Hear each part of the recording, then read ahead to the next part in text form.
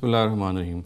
A very significant issue which has become very sensitive these days is the behavior of Muslim minorities vis-a-vis non-Muslim governments. How should Muslim minorities behave in non-Muslim states, especially when there are certain laws which go against them?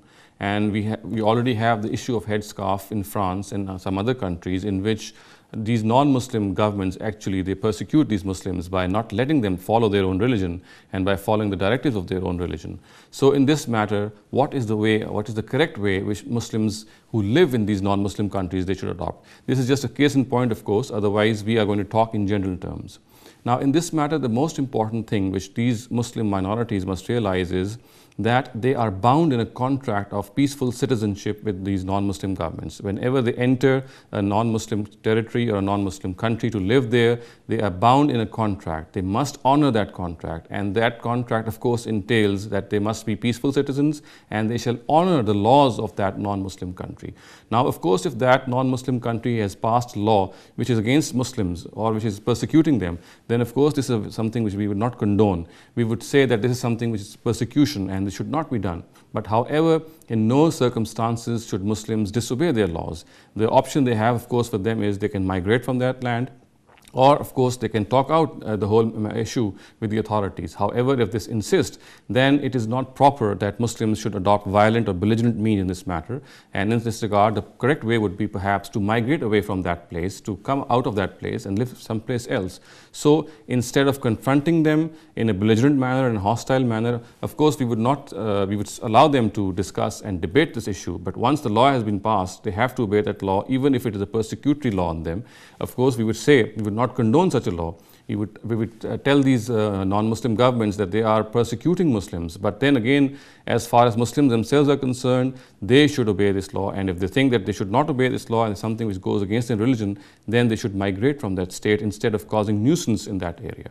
Another important thing which of course has come to light is that these most Muslims which live in non-Muslim countries, that they think that they are bound by their religion, that they must dominate and they must struggle for the independence of their religion so that it dominates the whole territory, the whole non-Muslim territory. And for this they have to adopt even vehicles like jihad, and they can use militant means also so as to topple these non-Muslim governments. And once again, the corroboration or the substantiation for this whole act is found in the Quran, as they would say. And they say that since the Prophet Muhammad ﷺ was sent with this aim to make the religion supreme in his own territory, so therefore Muslims are also bound to make religion supreme wherever they live, even if they live as minorities in non-Muslim states.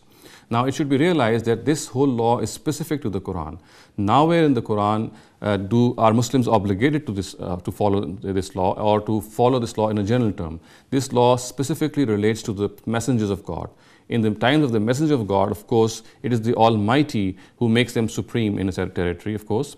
And then through them, He punishes people who deliberately deny them. So this law is specific to the messengers of God. It does not relate to any other period of time. And Muslims are not bound, or they are not, it is not held mandatory that they must topple non-Muslim governments through such militant means.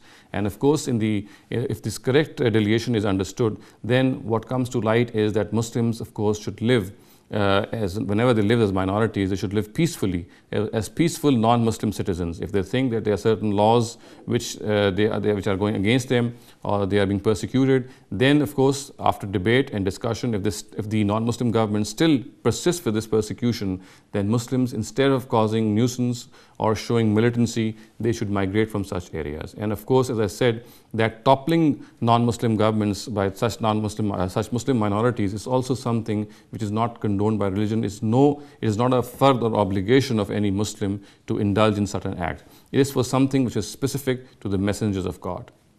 أقول قولي هذا واستغفر الله لي ولكم ولسائر المسلمين والمسلمات.